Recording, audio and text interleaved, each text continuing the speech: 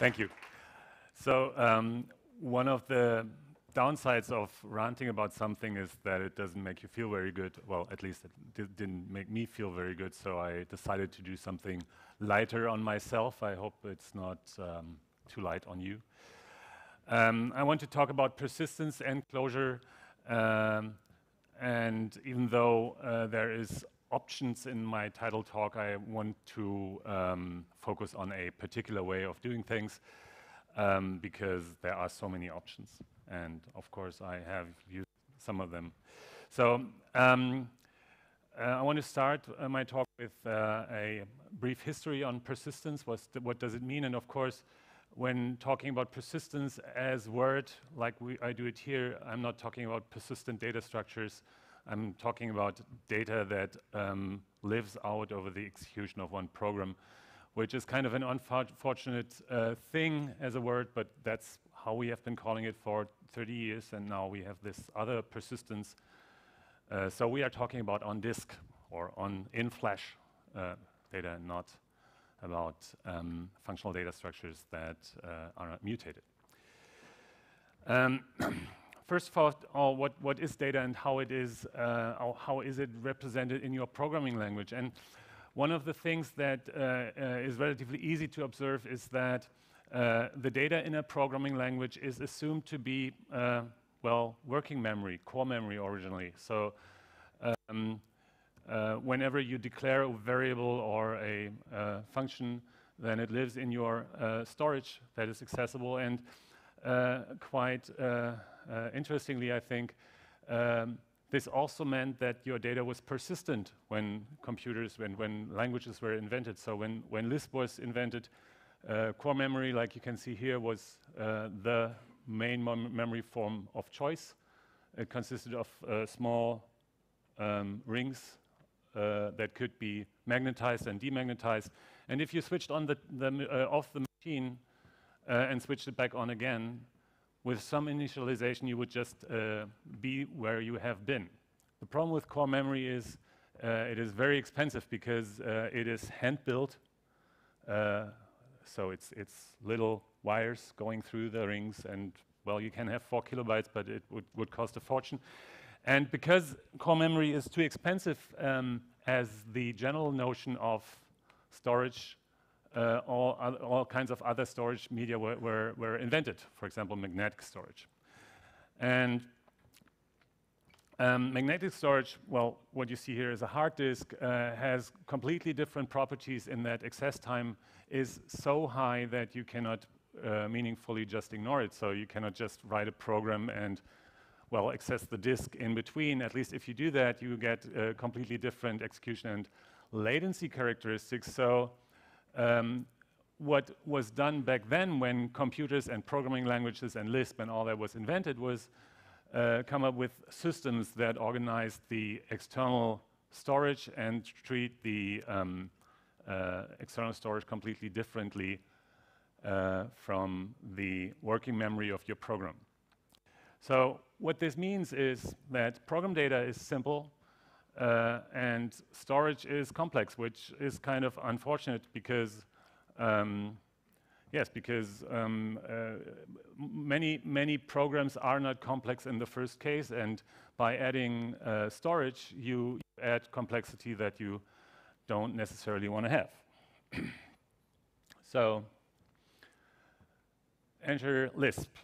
So Lisp was invented on these machines which had core memory and which were persistent by architecture. Of course, they had disks, and of course, Lisp systems, early Lisp systems, were able to access the disks. But one thing that was very common with early Lisp systems was that you could dump your memory to disk and then restore it at a later time, and that was persistence. So you wrote your program, you just dealt with your in-program data structures, well, variables, changed them, and if you felt like you need to break or that you need to store whatever you have over time, you would just dump an image. And even though this is not the same kind of persistence that we have in a database applications where requests come in and are stored to disk and then restored, this still is a useful metaphor to work, because often you do, well, I do as a Lisp programmer, exploratory programming. So I have my REPL, I interact with my data that I've that I've loaded already. I change the program, and then I want to take a break and save my state. So that's quite a viable approach. Back then, when Lisp machines were created, image dumping was taking a lot of time, and it was, well, even took more time to boot your computer, so it probably would be preferable to just dump an image rather than reboot. In any case, this has gotten, as everything, image dumping and restoring has become a lot faster. So when you take a Lisp system today and you define a variable, I'm using Clojure SBCL here, which is common Lisp. So you can define a variable, evaluate it, and then save your Lisp and die. And as you can see, it takes no time, basically. It's milliseconds. And you end up with a 41 megabyte piece of Hello World, but you can restore it like this. So you start your Lisp with the image, and there you are. So this is, I mean, this is a very unintrusive form of persistence, which we can call transparent persistence. And to me, as a programmer with a heritage in object-oriented programming, this has always been kind of a goal. I always wanted to have systems where I can write programs where the persistence aspect is kind of invisible to my program. And I don't have to deal with saving stuff, restoring it again, dealing with logs, dealing with time in my program. And, well, many of you know all these attempts and successful, unsuccessful, ugly, unugly, like object relational mappers, where a database is used to back mutations to instances of objects, or object databases which do it natively, or maybe single address space operating systems where the operating system has one large address space and organizes that all objects in the system are persistent, where you don't have to deal with persistence explicitly. So this would be nice, but in Clojure, we don't have that, because Clojure is a hosted language, and, well, the next thing is Java. So there is no mechanism to just dump to disk, and there's also not a way to restore them. And also, Clojure, by its nature being a functional programming language, doesn't really lend itself to modifying data in place. So all the data structures, all the persistent data structures, as we call them there, they cannot easily be mapped to a database because they are never changed. So you cannot really track the changes to your Clojure data structures. There's no natural way to do that. But you can have a lightsaber, so it's not only about being bad. So what I thought is I would like to elaborate a bit on the read eval print loop, because in REPL read eval print, we already have mechanisms for persistence if we want to see that. So we can, well, the read eval print loop, you all know that, is you enter something, it's evaluated and is printed. And if we replace eval with our program and use read and print as our persistence mechanism, then basically what we have is a way to persist data structures outside of the actual program and still have something that is functional in between, which is the evaluation. So now, if you have a large system with a large data set, then certainly you cannot always read the whole world into your memory and then manipulate it a bit and then write out the whole thing. So one thing that you then have to do is create many worlds, because then when you have small worlds, you can actually read the whole world that you want to know in your function, manipulate it and write it out again. And this, in many applications, gives you a very neat way to operate on data structures that Clojure really can operate on without having to consider anything that is persistence related.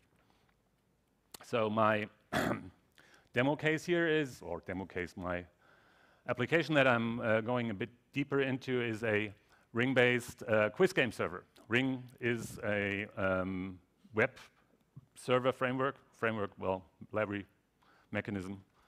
And quiz, well, you get questions, you answer them.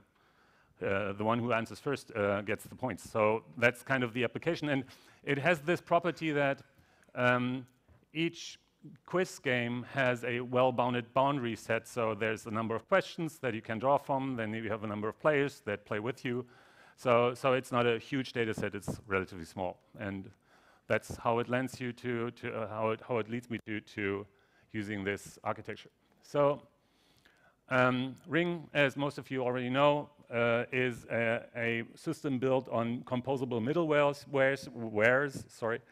And each middleware has a certain function in the request execution. And the neat thing is that you can intercept both the request as well as the response. And this neatly leads you to reading your data in the request cycle and printing it in the response cycle. So you have to figure out what your world is. That's the identity middleware. Then you have to read and print it. And you have your program, which is just a function that you can test on the REPL. So let's look at some code. The first thing that you need to know is what is your world, and or that I need to know. In fact, in this case, so my world is my game, and in this implementation, most of you will think that why isn't it RESTful? Well, in this case, it's not RESTful. It's just using a header to identify the world. It's a client ID. And then this client ID is associated with the request. So if we are going back, we are here. And we look at the request, find out what the game is that we are talking about, and attach it to the request, call the next handler. And this is our persistence layer. So basically, we get the request. We get the request, and we know it has been identified before, and we have the database key in here, so we can look at the construct a file with the database and slurp that database file, and then we can call our handler here, and the handler is this one, this guy. So we call it, and then if the handler returns us a new database, then we just spit it to the disk, and that's it. And for hygiene, we dissociate the response, the database from the response, because downstream handlers will not want to see that eventually. So that's all there's to it. So it's very simple, and actually it took me it took me like half an hour to write it and never think about it again. And that's kind of different from deploying a database server or thinking about queries and all that. So the neat aspect of using read and print then is that because we are dealing with Clojure data structure, all the persistence is gone away. So this is the game logic handler, which draws a number of questions from the database and returns the new database and the questions drawn. It renders the questions that it has drawn and returns the new copy of the database. Done. So I like that. And it follows kind of the scheme that we have seen in the user, in the front end recently, very much with where you have in your front end application the whole state. You enter the whole state into the front end. It goes through a cycle of mutation and then returns the new state. Similar thing on the server. So, and actually, my talk is already over. And I recognize that it might be a bit too shallow for some of you, but I apologize for that. I didn't mean to hold you back too much.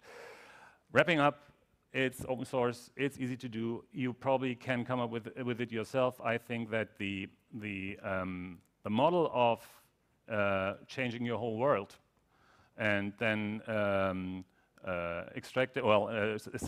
and saving the whole world is very, very easy to extend. So for example, instead of spinning the whole database here, you can also find out what has changed and only write out the changes. You can use a database at this point and construct a database query here, and then only pass what you read from the database here, and only commit the changes here. So it's really easy to build on that and build more complicated architectures around that.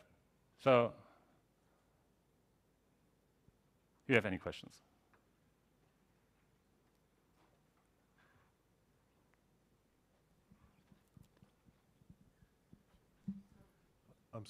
I'm still processing the kind of implications of that, and I don't understand them fully. Sorry? It just reminds me slightly.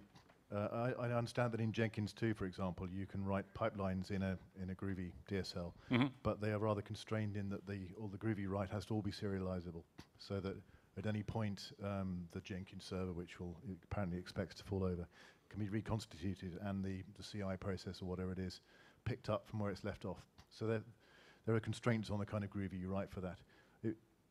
I imagine you could sort of run a Clojure program over your Clojure code to look at the stuff that needs to be persisted and end up persisting stuff automatically, and thereby get a sort of general approach for being able to restart Clojure programs and run them if they stopped. And I'm also thinking kind of continuations, even though I don't really know what they are. Yeah, I mean, program analysis really is something that I find relatively hard to reason about. I mean, because then you are suddenly looking at your whole application program from your code, and you need to figure out how exactly you are mutating. So I'm really for simple solutions. And the best thing would really be if I could just define the boundaries of my persistent state and then persist just that. But that's kind of in the same ballpark as image dumping, which is not really possible in a managed hosted language like Clojure, where you don't really have access to the memory layout. So that's kind of off limits. More questions? Yeah. So you're reading and writing just in plain Eden. Yeah, sorry, it wasn't quite clear. So you're reading and writing just to plain Eden files, just Correct. Up and Yeah. spit. Okay. It's just single file that gets rewritten in entirety. Yeah, in entirety. And I must say, I mean, I use slurp and spit. And slurp reads from a string and spit prints to a string readably. So that's all. And it is not fast. So like with this game application, it's like 4,000 objects take 40 milliseconds to write. But then 40 milliseconds is running on a Raspberry Pi, so why bother? So it's always the question on how much you want to scale, but given the simplicity of the approach, you can always scale when you know that you need to, and it's not something that is constraining you in the long run. I would say, even though if you wanted to track what has actually changed between the slurp and the spit, you can get into quite some effort that you need to go into. But also there is optimization possibilities by just not using read string, because it's relatively slow in general. And if you know that you can serialize quicker and deserialize quicker, then you also have opportunities there. So it's really a matter of sizing your problem appropriately. It sort of seems to me you're kind of going back to the birth of different database approaches, right? So you start with persisting memory to disk, and that can evolve into relational databases, or it can evolve into Datomic, which you talked brilliantly about last year. It can evolve into Kafka logs stuff. Do you feel a need for this approach to evolve, and do you have any sense of which direction it might evolve into? Well, I think that a good thing is to separate the concern of persistence and your application code, and that's nothing new. And we had persistence layers everywhere, and it's nothing that is very particular to this approach. In general, I don't have a good imagination how I personally could live without entities and on the language level in the long run. So I'm missing them from Clojure. I recognize that they are, well, part of the deal, but maybe there are future programming languages which have a better complete answer. So that I have identity and entity in the programming language rather than having to split it out so that it's part of the environment, which is what we do here. I mean, this just putting the whole question, how is persistent implemented outside of the application code, which is all there is to it.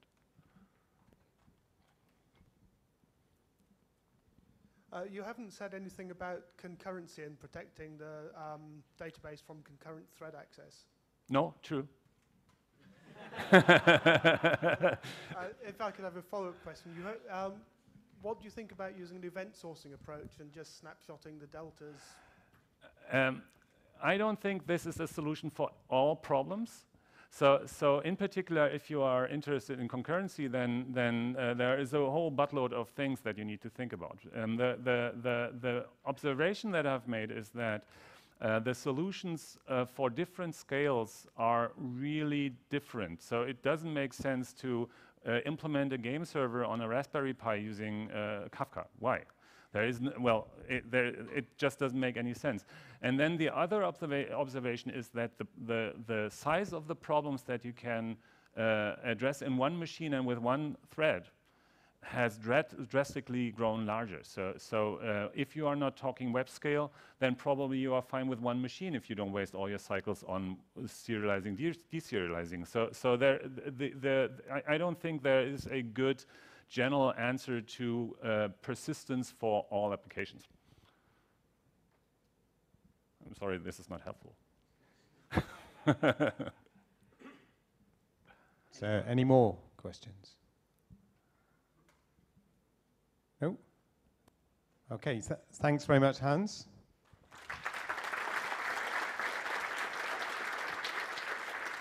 So